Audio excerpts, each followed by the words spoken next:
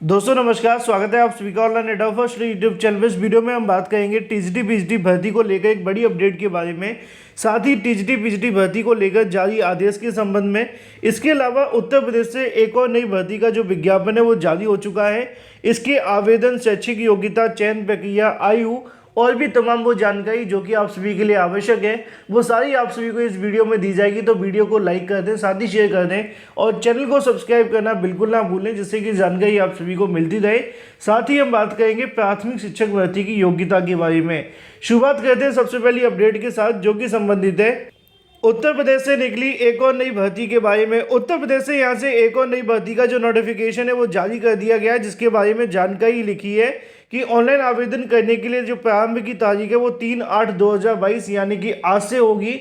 Online आवेदन शुल्क जमा और आवेदन सबमिट करने की जो अंतिम तारीख है वो 24/8/2022 है।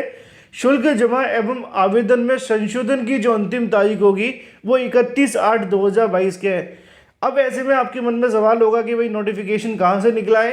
तो नोटिफिकेशन निकला है उत्तर प्रदेश अधीनस्थ सेवा चयन आयोग के माध्यम से। विज्ञापन संख्या 05 परीक्षा 2022 को लेकर नोटिफिकेशन जारी हो चुका है।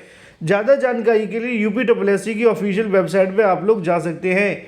उत्तर प्रदेश अधीनस्थ सेवा चयन आयोग के माध्यम से विज्ञापन संख्या 05 परीक्षा 2022 की मुख्य सेविका मुख्य परीक्षा के लिए यहाँ से अंतर्गत बाल विकास सेवा एवं पुष्ट आहार उत्तर प्रदेश लखनऊ के लिए मुख्य सेविका के 2693 पदों पर नोटिफिकेशन जारी किया गया है। मुख्य सेविका की मुख्य परीक्षा की बात की जाए तो शॉर्ट लिस्टिंग उनकी प्रारंभिक अर्हता परीक्षा के आधार पर होगी, मतलब जिन्होंने पीईटी दिया होगा उसी के आधार पे यहाँ से उनकी जो शॉर्ट लिस्टिंग है वो होगी और वही यहाँ से आवेदन कर सकते हैं। अन्य अभ्यर्थी इसके अंदर आवेदन नहीं कर सकते हैं। यहाँ पर जानकारी लिखी हुई है कि ऑनलाइन आवेदन करने के संबंध में आप सभी को जाना होगा upsc.gov.in पे जाकर होम पेज पे जाएंगे तो लाइव एडवर्टीजमेंट के सेगमेंट पे आपको क्लिक करना है और उसके बाद में अपने जो आवेदन पत्र भरना शुरू कर देना है। फोटो के बारे में जानकारी लिखी हुई है। इसके अलावा कुछ और जानकारी यहाँ पे लिखी है कि आपसे जो फीस है वो कितनी ली जाएगी, 25 जब आप शॉर्टलिस्ट हो जाएंगे तो उसके बाद में आपको अलग से जो फीस है वो देनी पड़ेगी। फॉर्म के प्रिंट आउट के बारे में, आवेदन के संशोधन को लेकर यहाँ पर जानकारियाँ लिखी हुई हैं। अगर बात की जाए पदों की संख्या के बारे में तो 2693 पद देखने के लिए मिलते हैं, जिसमें अगर बात की जाए 21 से लेकर 40 वर्ष के जो अभ्यर्थी हैं वो आवेदन कर सकते हैं। इसके अलावा यहाँ पे अगर बात की जाए अनिश्चित की जो सीट है वो 1000 मतलब 79 के समथिंग है, जिनको हिंदी में 79 कहेंगे। अनुसूचित जाति की अगर बात की तो 565 है। अनुसूचित जनजाति की लगभग 53 है। अन्य पिछड़ा वर्ग की 727 है। ईडब्ल्यूएस की 269 होंगी। यहाँ पे लिखा हुआ है कि आवेदन करने के लिए आवश्यक जानकारियों को पढ़ लें, जिससे कि आपको दिक्कतों का सामना न करना पड़े। इसके अलावा कुछ और जानकारी यहाँ पे आप सभी के सामने लिखी हुई है क्षैतिज आरक्षण के बारे में, जिसको अगर आप चाहें तो खुद से पढ़ सकते हैं। इसके अलावा कुछ और जानकारियाँ कवर कर लेते हैं नोटिफिकेशन के बारे में। यहाँ पे लिखा है कि अनिवार्य शैक्षिक योग्यताओं की अगर बात की जाए तो यहाँ पे उपयुक्त सारणी में उल्लेखित मुख्य सेविका के खाली पदों के चयन के लिए अभ्यर्थियों के पास में निम्नलिखित अर्हताएं होनी चाहिए। उत्तर प्रदेश बाल सेवा पुष्ट आहार अधीनस्थ सेवा नियमावली 1992 के अनुसार भारत में विधि द्वारा स्थापित किसी विश्वविद्यालय के एक विषय के रूप में समाजशास्त्र या समाज कार्य या गृह विज्ञान या पोषण या बाल विकास के साथ कला की स्नातक उपाधि या सरकार के द्वारा उसके समकक्ष अगर आपके पास कुछ है तो आप इसके लिए आवेदन कर सकते हैं। ठीक है, बाकी एज लिमिट आप जानते हैं 21 से 40 है। आरक्षण को लेकर आप पढ़ सकते हैं। चयन का आधार जो आपको देखने के लिए मिलेगा उसके बारे में यहाँ पे लिखा हुआ है, जिसको लेकर आप लोग चाहें तो पढ़ सकते हैं। परीक्षा की योजना की बात की जाए तो ये संशोधित जानकारी आप सभी को दे दी जाएगी। आपकी एक परीक्षा भी देखने के लिए मिलेगी जिसके बारे में यहाँ पे लिखा हुआ है ना। तो पूरा का पूरा नोटिफिकेशन आप लोग चाहें तो पढ़ सकते हैं यूपीएससी की ऑफिशियल वेबसाइट पर जाकर, वहाँ पे आपको पूरी जानकारी मिल जाएगी। चलिए वापस आते हैं टीजीटी पीजीटी की ओर, क्योंकि यहाँ से भी एक बड़ी अपडेट देखने के लिए मिली है।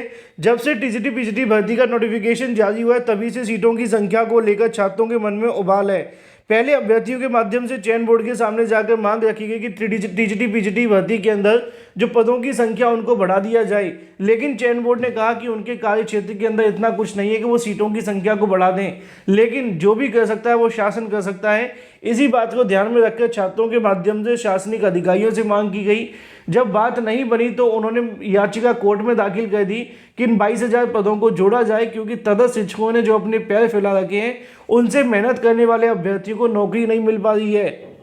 उसी के संबंध में तदर्थ शिक्षकों को लेकर लगभग 4 पेज का एक आदेश यहाँ से जारी किया जाता है, जिसको लेकर जानकारी आपको यहाँ से देखने के लिए मिलेगी कि वर्ष 2000 के उपरांत शासकीय सहायता प्राप्त माध्यमिक विद्यालयों के अंदर कार्य करने वाले तदर्थ शिक्षकों के संबंध में नोटिफिकेशन जारी किया जाता है। यहाँ पे लिखा हुआ है कि अगर बात की जाए 2022 और 23 27/7/2022 की ओर आपका ध्यान आकर्षित कराना चाहते हैं कि उक्त पत्रों के द्वारा निस्तारित याचिका विचाराधीन मामले उच्च न्यायालय के आदेश के आधार पर समूह ग और घ के प्रति संकलन पर आप सभी को जो जानकारी है वो देनी है। मामला ये था कि लगातार तदर्थ शिक्षकों के बारे में जानकारी मांगी जा रही थी, लेकिन सरकार ने कोई जानकारी नहीं दी। लेकिन जब यहाँ पे जानकारी 2021 के अंदर मांगी गई, उसी जानकारी को 2022 में चेप दिया गया, मतलब कि कॉपी पेस्ट कर दिया गया। उसको लेकर छात्रों कहीं ना कहीं जो शासन की तरफ से एक बार फिर से पत्र जारी करके जानकारी मांगी गई है।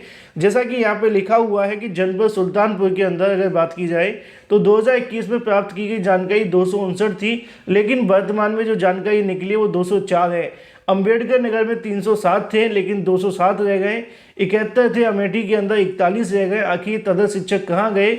अयोध्या में 228 थे तो 108 रह गए। आजमगढ़ में 3 थे, यहाँ पे 6 हो गए, है ना। इसके अलावा अगर बात की जाए प्रतापगढ़ के अंदर 84 थे, जो कि यहाँ पे 329 हो गए। गोंडा के अंदर 133 थे, 130 रह गए। इसी प्रकार यहाँ पे अलग अलग जिलों के अंदर अलग अलग डाटा देखने के लिए मिल रहा है, जो कि 2021 और 2022 के अंदर काफ़ी भिन्नता आप सभी को देखने के लिए मिलती है। यहाँ पे भी आप सभी को देखने के लिए मिल जाएगा कि रायबरेली उन्नाव की अगर बात की जाए तो यहाँ पे जो कहने की तदर्थ शिक्षकों की संख्या थी वो इतनी थी, लेकिन 2022 के अंदर बदलकर यहाँ पे काफ़ी बदलाव देखने के लिए मिला है। ऊपर आप सभी के सामने लिखा है कि जनपद गाजीपुर, वाराणसी, उन्नाव की सूचना अप्राप्त है। शेष जनपदों की जानकारी तथा शिक्षकों की संख्या, नाम, पूर्व सूचना और भी तमाम जानकारी यहाँ पर दी जाए। यहाँ पर उनके माध्यम से 2 पत्र भी जारी किए गए, जो कि आप सभी देख पा रहे हैं। तदर्थ शिक्षक का नाम, वेतन का भुगतान, वेतन प्रारंभ की तारीख, याचिका खारिज होना या फिर न्यायालय का कोई आदेश आना, अध्यापक वर्तमान में कार्यरत हैं या फिर नहीं है। इसके अलावा अध्यापक के रिक्त पद के सापेक्ष क्या यहाँ से कोई अध्याचन भेजा गया या फिर कोई पैनल आवंटित हुआ है, या कुछ भी जानकारी अगर है तो दे दी जाए। उसके संबंध में दूसरा भी यहाँ पर देखने के लिए मिल जाएगा, और इसके अंदर भी यही जानकारियाँ मांगी गई हैं, जो कि संबंधित रिक्त पदों के सापेक्ष तदर्थ शिक्षकों के बारे में जानकारी प्रोवाइड कराना। इन शॉर्ट मामला ये है कि सरकार ने तदर्थ शिक्षकों के बारे में जानकारी मांगी है। अब देखना ये होगा कि शासन की तरफ से क्या किया जाता है तदर्थ शिक्षकों के मामले को लेकर, क्योंकि इस प्रकार के पत्र तो बहुत बार जारी हो चुके हैं, लेकिन अभी तक कार्रवाई देखने के लिए नहीं मिली है। लगातार अभ्यर्थी इसको लेकर मांग भी कर रहे हैं कि 22,000 सीटों को जोड़ दिया जाए। बात करते हैं नई प्राथमिक शिक्षक भर्ती को लेकर या फिर प्राथमिक शिक्षक भर्ती के बारे में। प्राथमिक शिक्षक भर्ती से बीएड बहाल करने के लिए याचिका लगी हुई है प्रतीक मिश्रा एंड अदर्स की तरफ से। इस याचिका के अंदर हाई कोर्ट ऑफ अगर बात की जाए जोधपुर के आदेश को यहाँ पर लगाया गया है, जो कि राजस्थान हाई कोर्ट की तरफ से दिया गया था। बीएड को बहाल करते हुए उसी को आधार बनाकर मांग की गई कि उत्तर प्रदेश के अंदर भी बीएड को बहाल कर दिया जाए। अब इसके संबंध में कल एक सुनवाई होने वाली है, जिसके संबंध में आप सभी को जानकारी यहाँ से देखने के लिए मिल जाती है। अगर बात की जाए तो 4 अगस्त को सुनवाई होगी। केस नंबर आप सभी का जो लिस्टेड है वो कोड नंबर 35 के अंदर सीरियल नंबर 47 पे आपको सुनवाई देखने के लिए मिलेगी। कल होने वाली सुनवाई वैसे तो महत्वपूर्ण ही है, लेकिन अब देखना ये होगा कि उत्तर प्रदेश हाईकोर्ट के माध्यम से बीएड को लेकर क्या कोई फैसला दिया जाता है या फिर से कोई तारीख लगा दी जाती है। कई छात्रों का पूछना था कि कितने बजे तक यहाँ से सुनवाई हो सकती है, तो इसको लेकर 12 बजे तक आप सभी मान के चलें, जो भी होना होगा वो यहाँ से क्लियर हो जाएगा लगभग 12 से लेकर 12:15 बजे तक। अगर कोई स्पेशल केस आ जाता है तो लंच के बाद मतलब कि 2 बजे के बाद भी सुनवाई देखने के लिए मिलेगी। पल पल की जानकारी आप सभी को इस चैनल के माध्यम से सबसे पहले दी जाएगी, क्योंकि उत्तर प्रदेश में आने वाली नई प्राथमिक शिक्षक भर्ती की योग्यता को लेकर सबसे बड़ा केस होगा। हाल ही में हिमाचल प्रदेश के अंदर भी 2 याचिकाएं देखने के लिए मिली। हाई कोर्ट ने दोनों ही याचिका को खारिज कर दिया और उसमें एनसीटीई को वरीयता देते हुए बीएड को शामिल किया। लेकिन अब उत्तर प्रदेश के अंदर भी ये मामला लगा हुआ है।